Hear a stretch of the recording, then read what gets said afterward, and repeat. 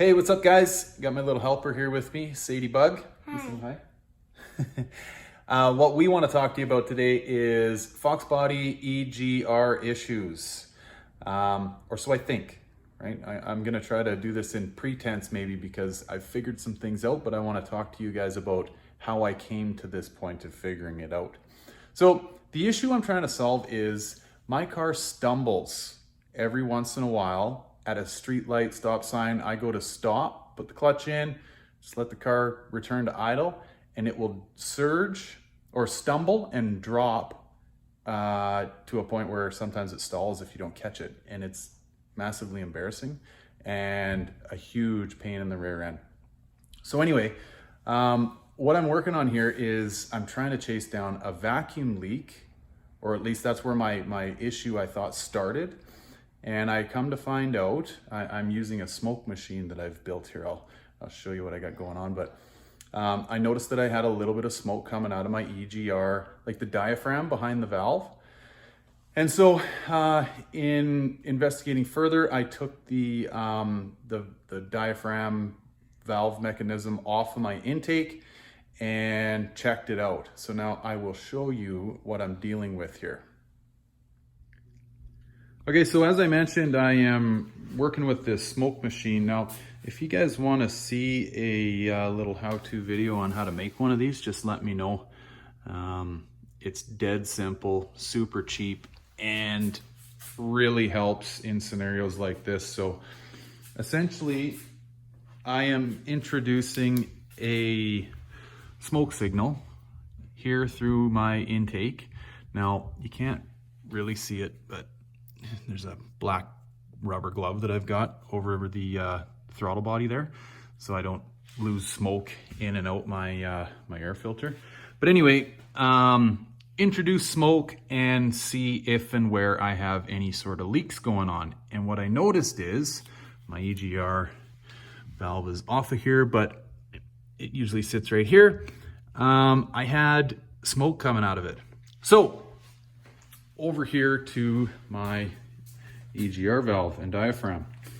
Now this is the electronic controlled rig. It's the original one from '92, so you know it's definitely had a decently long life. I'm just gonna shine my light on this for you. You can see there's a pile of carbon build up in there, right? And so what I was noticing was I was getting smoke that seemed to be leaking out of here. And while this was all still on the car, I hooked up my my vacuum pump here and introduced vacuum, and I wasn't losing any. So I'm like, well, where the hell is it coming from, right? It's leaking, the smoke's coming out of here, but the diaphragm, valve, everything's still holding vacuum. So what could it be? Anyway, I pull the whole system off of my car, throw vacuum on it, and I noticed that this pin, which operates through vacuum via this diaphragm, when you introduce a vacuum on the back side of it, this pin slides open, or it should. Anyway, mine wasn't moving, right? So here, I'll show you how it works. So I'm gonna just throw vacuum on it. See it moving? That wasn't happening on mine.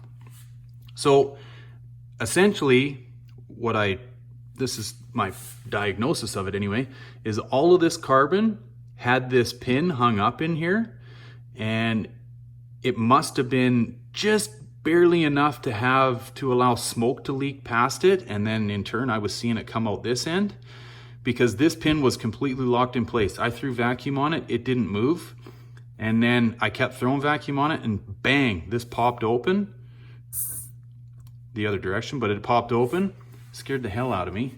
But yeah, my EGR, which I thought was hooped, and these things are about 75 bucks plus to replace. I thought I was gonna have to buy a new one, but as it turns out, I just have a massive amount of carbon built up in here. So yet another way that these EGR issues can cause you all kinds of grief and headaches on these cars. And I mean, I think this is why so many people delete them.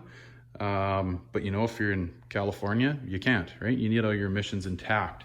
So I'm gonna put this all back together and I guess do maybe a final verdict on it. I'll pop back on and let you know if this solved my problems. But for what it's worth, make sure, I mean, this is 2 bolts to pull off, guys, so it's super, super easy and simple to check.